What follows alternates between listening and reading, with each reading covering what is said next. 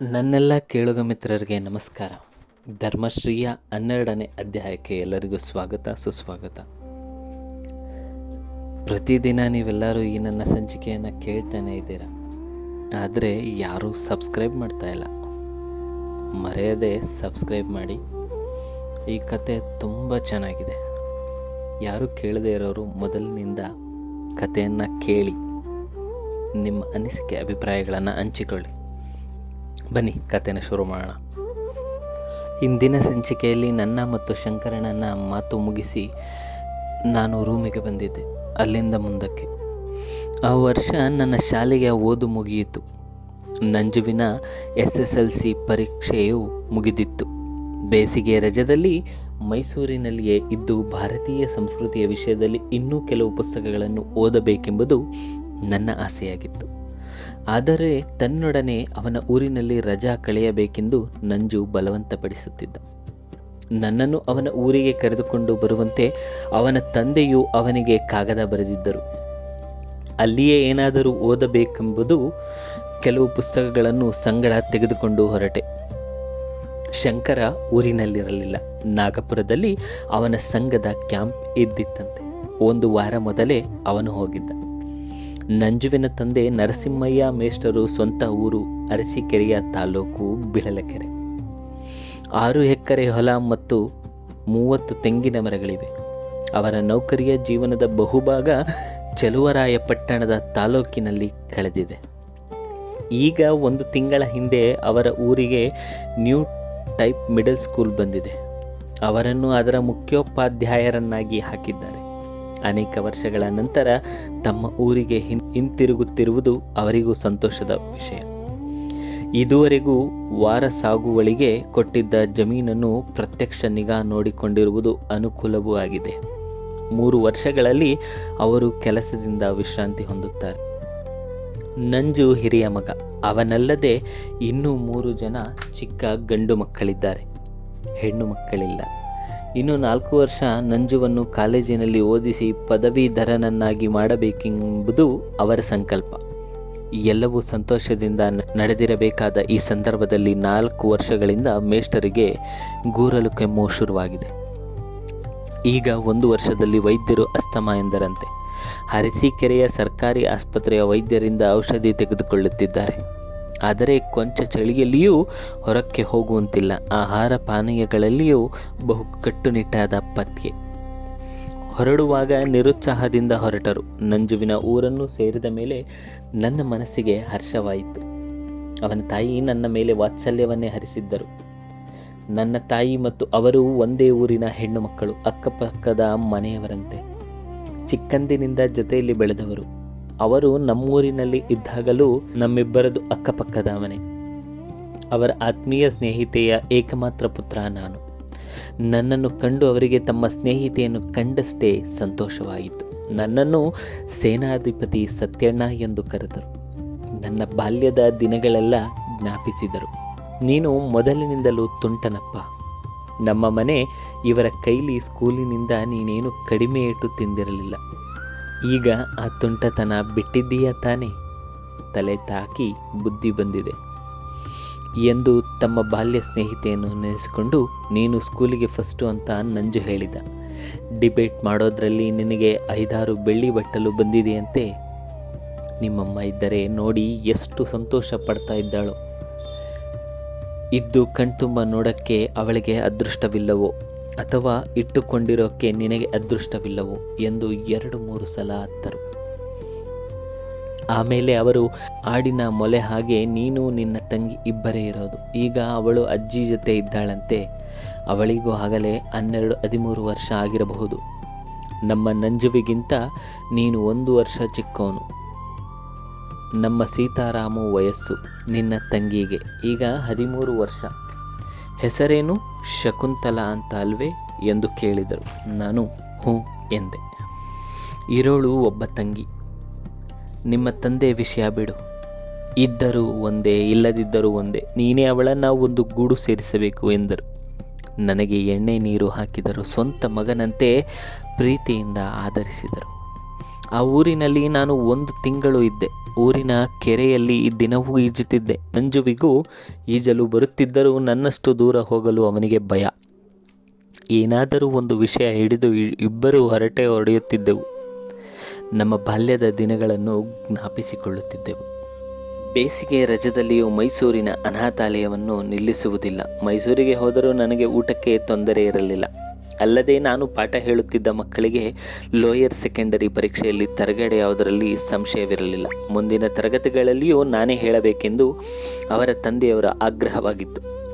ಪಾಠ ಹೆಚ್ಚು ದಿನ ನಿಲ್ಲಿಸಿದರೆ ಮಕ್ಕಳು ಕೆಟ್ಟು ಹೋದಾರೆಂಬ ಭಯದಿಂದ ಬೇಗ ಪ್ರಾರಂಭಿಸಿ ಎಂದು ಅವರು ಮೊದಲೇ ಹೇಳಿದ್ದರು.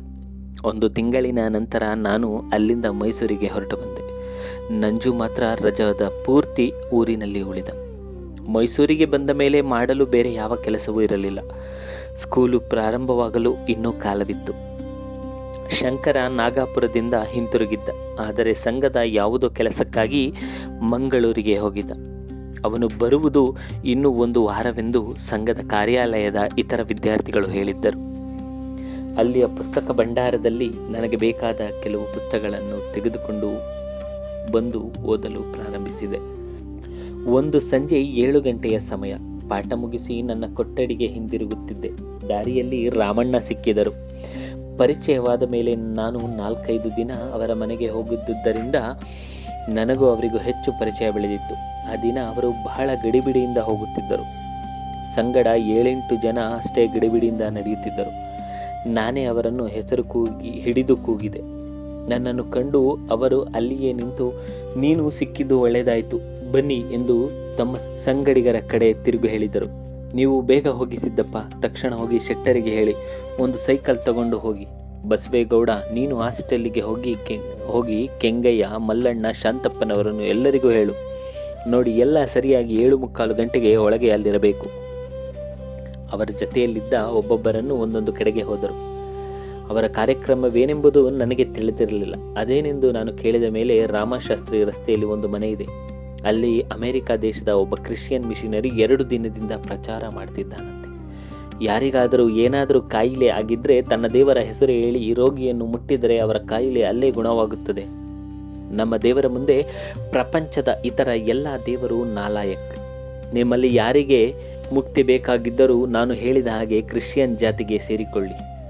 ನಿಮ್ಮ ಕೃಷ್ಣ ಕಳ್ಳ, ಶಿವ ಬೂದಿ ಬಡಕ ಅಂತ ನಮ್ಮ ದೇವರನ್ನೆಲ್ಲ ನಿಂದನೆ ಮಾಡುತ್ತಿದ್ದಾನೆ.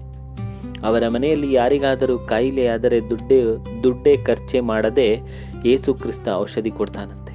ಮಕ್ಕಳಿಲ್ಲದ ಹೆಂಗಸರಿಗೆ ಮಕ್ಕಳಾಗುತ್ತಂತೆ.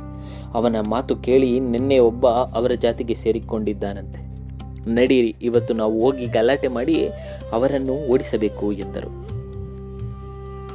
ನನಗೂ ಉತ್ಸಾಹ ಮೂಡಿತು. ಅವರ ಸಂಗಡ ಹೊರಟೆ. ಇನ್ನು 7:15 ಗಂಟೆಗೆ ಪ್ರಚಾರಕನ ಕಾರ್ಯಕ್ರಮ ಪ್ರಾರಂಭವಾಗುವುದು. ನಾವಿಬ್ಬರು ಆ ಮನೆಯ ಎದುರಿಗೆ ಇದ್ದ ಹೋಟೆಲ್ನಲ್ಲಿ ಕುಳಿತುಕೊಂಡೆವು. 7:45ಗೆ ಸರಿಯಾಗಿ ರಾಮಣ್ಣ ಕಳುಹಿಸಿದ ಜನರೆಲ್ಲ ಬಂದರು. ಎಲ್ಲ ಸೇರಿ ಮುಂದಿನ ಕಾರ್ಯಕ್ರಮ ನಿರ್ಧರಿಸಿದೆವು. ಎಲ್ಲರ ಮನೆಯ ಒಳಗೆ ಹೋಗಿ ಸುಮ್ಮನೆ ಕುಳಿತುಕೊಳ್ಳುವುದು. ಕೊನೆಗೆ ನಾನು ಆ ಪಾದ್ರಿಯನ್ನು ತರ್ಕಬದ್ಧವಾಗಿ ಪ್ರಶ್ನೆ ಕೇಳುವುದು. ಅವನು ನನ್ನ ಪ್ರಶ್ನೆಗಳಿಗೆ ಸಮರ್ಪಕ ಉತ್ತರ ಕೊಡದಿದ್ದರೆ ಸರಿಯಾದ ಮಾತುಗಳಿಂದ ಅವನನ್ನು ದಬಾಯಿಸುವುದು. ಅದೇ ರೀತಿ ನಾವೆಲ್ಲರೂ ಆ ಮನೆಗೆ ಹೋದೆವು. ರಾಮಣ್ಣ ಮತ್ತು 1-2 ಜನ ಹೊರಗೆ ಇದ್ದರು. ಅದು ಒಬ್ಬ ಸ್ಥಳೀಯ ಕ್ರೈಸ್ತನ ಮನೆ. ಮನೆಯ ಒಳಗಿನ ಅಂಗಳ ವಿಶಾಲವಾಗಿ ಸುಮಾರು 200ಕ್ಕೂ ಮೇಲ್ಪಟ್ಟು ಜನರು ಕುಳಿತುಕೊಳ್ಳಬಹುದಾಗಿತ್ತು. ಗೋಡೆಗಳ ಮೇಲೆ ಕ್ರೈಸ್ತ ಮತದ ಚಿತ್ರಗಳನ್ನು ತೂಗು ಹಾಕಿದ್ದರು. ಬಣ್ಣ ಬಣ್ಣದ ವಿದ್ಯುತ್ ದೀಪಗಳನ್ನು ಹೊತ್ತಿಸಿ ಜಲ್ಲಿ ಕಾಗದದ ಸುರುಳಿಯಲ್ಲಿ ಒಳಗೆಲ್ಲ ಅಲಂಕಾರ ಮಾಡಿದ್ದರು. ಜನ ಕುಳಿತುಕೊಳ್ಳಲು ಜಮಖಾನ. ಪ್ರಚಾರಕನಿಗೆ ಜನ ಕುಳಿತುಕೊಳ್ಳುವ ಎದುರು ಭಾಗದಲ್ಲಿ ವಿಶಾಲವಾದ ಆದರೆ ಹೆಚ್ಚು ಎತ್ತರವಲ್ಲದ ಮಂಚದ ಮೇಲೆ ರತ್ನಗಂಬಳಿ ಹಾಸಿ ಅದರ ಮೇಲೆ 4 ಕಬ್ಬಿಣದ ಕುರ್ಚಿಗಳನ್ನಿಟ್ಟಿದ್ದರು. ಹಿಂಭಾಗದ ಗೋಡೆಯ ಮೇಲೆ ಬೈಬಲಿನ ಕೆಲವು ವಾಕ್ಯಗಳನ್ನು ಬರೆದು ಶಿಲುಬೆಯ ಗುರುತಿನ ಒಂದು ಪಟ ತೂಗು ಹಾಕಿದ್ದರು. ಅಲ್ಲಿ ಸೇರಿದ ಜನದಲ್ಲಿ ಹೆಚ್ಚು ಭಾಗ ಹಿಂದೂಗಳೇ. ಆ ಕೇರಿಯಲ್ಲಿದ್ದ ಕ್ರೈಸ್ತ ಹೆಂಗಸರು ತಮ್ಮ ಅಕ್ಕಪಕ್ಕದ ಮನೆಯ ಹಿಂದೂ ಹೆಂಗಸರನ್ನು ಕರೆದುಕೊಂಡು ಬರುತ್ತಿದ್ದರು. 8 ಗಂಟೆಯ ವೇಳೆಗೆ ಅಂಗಳ ತುಂಬಿ ಹೋಗಿತ್ತು. ಅಲ್ಲಿ ಸೇರಿದ್ದ ಜನರಲ್ಲಿ ಅರ್ಧಕ್ಕೂ ಹೆಚ್ಚಾಗಿ ಹೆಂಗಸರಿಗೆ, ಅವರಲ್ಲಿ ಬಹುಭಾಗ ಹಿಂದೂ ಹೆಂಗಸರು. ಮುಂಭಾಗದಲ್ಲಿ ಕೆಲವು ಕ್ರೈಸ್ತ ಯುವಕರು. ಅವರೆಲ್ಲರೂ ರೈಲ್ವೆ ವರ್ಕ್ಶಾಪ್ ಮೊದಲಾದವುಗಳಲ್ಲಿ ಕೆಲಸ ಮಾಡುತ್ತಿದ್ದವರು. 8 ಗಂಟೆಗೆ ಸರಿಯಾಗಿ ಮನೆಯ ಹೊರಗೆ ನವೀನ ಮಾದರಿಯ ಒಂದು ಸೊಗಸಾದ ಕಾರು ಬಂದು ನಿಂತಿತು. ಕಾರಿನಿಂದ ಅಮೆರಿಕದ ಪ್ರಚಾರಕ ಮತ್ತು ಒಬ್ಬ ಹೆಂಗಸು ಇಳಿದರು. ಕಾರನ್ನು ನಡೆಸುತ್ತಿದ್ದವನು ಒಬ್ಬ ಸ್ಥಳೀಯ ಕ್ರಿಶ್ಚಿಯನ್. ಮೂವರು ಮನೆಯ ಒಳಗೆ ಬಂದು ಮಂಚದ ಮೇಲೆ ಹತ್ತಿ ನಿಂತರು. ಅಮೆರಿಕದ ದಂಪತಿಗಳು 2 ಕುರ್ಚಿಗಳ ಮೇಲೆ ಕುಳಿತರು. ಡ್ರೈವರ್ ಹಾಗೆಯೇ ನಿಂತುಕೊಂಡ. ಮಿಷನ್ನರಿಯ ವಯಸ್ಸು ಸುಮಾರು 30. ಎತ್ತರವಾದ ನೀಳ ಶರೀರ, ಎಡಕ್ಕೆ ನೇರ ಬೈತಲೆ ತೆಗೆದು ಬಾಚಿದ ತಲೆ, ಅಮೆರಿಕನ್ ರೀತಿಯದೇ ಸೂಟು ಧರಿಸಿ ಅದೇ ರೀತಿಯ ಟೈ ಕಟ್ಟಿದ್ದ. ಕೈಲಿ ಬೈಬಲಿನ ಒಂದು ಪ್ರತಿ. ಹೆಂಗಸಿಗೆ 27-28 ವಯಸ್ಸು. ಆಕೆ ಅವನ ಪತ್ನಿಯಂತೆ. ನೀಳವಾದ ತೆಳು ನಡುವಿನ ಆಕೆಗೆ ಆಕರ್ಷಕ ಮೈಮಾಟವಿತ್ತು. ತುಟಿಗೆ ಲಿಪ್ಸ್ಟಿಕ್ ಬಳಿದು ನೆರಿ ಹಿಡಿದ ಲಂಗ ಹಾಕಿದ್ದಳು. ತಲೆಯ ಕೂದಲನ್ನು ಬಾಬ್ ಮಾಡಿಸಿ ಬಾಚಿದ ಬಗೆಯೂ ಮುಖದ ಲಕ್ಷಣವೂ ಆಕರ್ಷಕವಾಗಿದ್ದವು. ಕಾರಿನ ಡ್ರೈವರ್ ಕಡುಮಸ್ತಾದ ಆಸಾಮಿ. 25ಕ್ಕೆ ಮೀರಿದ ಅವನ ಗಡ್ಡ ಬಿಟ್ಟಿದ್ದ. ಬಣ್ಣ ತೀರಾ ಕಪ್ಪು. ಸಾದಾ ಹತ್ತಿಯ ಬಿಳಿ ಐಷಾರಾಮಿಯ ಬಿಳಿ ಶರ್ಟನ್ನು ಹಾಕಿದ್ದ. ಅಷ್ಟರಲ್ಲಿ ಮತ್ತೊಬ್ಬ ದೇಶೀಯ ಕ್ರೈಸ್ತ ಯುವಕ ಕಾರಿನಿಂದ ಪಿಯಾನೋ, ಕಾರ್ಡಿಯನ್, ಪಿಟೀಲು ಬ್ಯಾಂಡಿನವರನ್ನು ಉಪಯೋಗಿಸುವಂತಹ ದೊಡ್ಡ ತಾಳಗಳನ್ನು ತಂದ. ಮಂಚದ ಹತ್ತಿರ ನೆಲದ ಮೇಲೆ ಕುಳಿತಿದ್ದ 2 ಸ್ಥಳೀಯ ಕ್ರೈಸ್ತರು ಎದ್ದು ನಿಂತರು. ಮಿಷನರಿಯ ಪತ್ನಿ ಕಾರ್ಡಿಯನ್ನನ್ನು ಕೈಗೆ ತೆಗೆದುಕೊಂಡಳು. ಡ್ರೈವರ್ ಪ್ರಾರ್ಥನೆ ಮಾಡೋಣ ಎಂದ. ಮುಂದೆ ಆ ಕ್ರೈಸ್ತವ ಪಾದ್ರಿಗಳಿಗೆ ನಮ್ಮ ಕಥಾನಾಯಕ ಸತ್ಯ ಯಾವ ರೀತಿಯಾಗಿ ಪ್ರಶ್ನೆಗಳನ್ನು ಕೇಳುತ್ತಾನೆ, ಆ ಪ್ರಶ್ನೆಗಳಿಂದ ಸತ್ಯನು ಬದಲಾಗ್ತಾನ, ಇಲ್ಲ ಆ ಪಾದ್ರಿ ಬದಲಾಗ್ತಾನ, ಇಲ್ಲ ಅಲ್ಲಿಂದ ಓಡಿ ಹೋಗ್ತಾನೆ ಎಂಬುದನ್ನು ಮುಂದಿನ ಸಂಚಿಕೆಯಲ್ಲಿ ನೋಡೋಣ. ಈ ಕಥೆಯನ್ನು ಮೊದಲಿನಿಂದ ಕೇಳದೇ ಇರೋರು ಮರೆಯದೆ ಮೊದಲಿನಿಂದ ಈ ಕತೆ ಕೇಳಿ. ತುಂಬ ಚೆನ್ನಾಗಿದೆ, ಅದ್ಭುತವಾದ ಕತೆ. ಧರ್ಮಶ್ರೀ ಎಂಬುದು ಎಲ್ಲರಿಗೂ ಹೃದಯ ತಾಕುವಂತಹ ಕತೆ. ಈ ಕಥೆಯನ್ನು ಎಲ್ಲರೂ ಕೇಳಿ.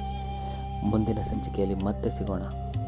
ಕನ್ನಡದ ಕಥೆಗಳನ್ನು ಹೆಚ್ಚು ಕೇಳುವ ನಿಮ್ಮ ಸ್ನೇಹಿತರೊಂದಿಗೆ ಈ ಕಥೆಯನ್ನು ಹಂಚಿಕೊಳ್ಳಿ. ನಿಮ್ಮ ಸಬ್ಸ್ಕ್ರೈಬ್ ಮತ್ತು ನಿಮ್ಮ ಲೈಕ್ಗಳು ನನಗೆ ಇನ್ನಷ್ಟು ಕಥೆಗಳನ್ನು ಹೇಳುವ ಆಸಕ್ತಿಯನ್ನು ಕೊಡುತ್ತದೆ. ನಮಸ್ಕಾರ.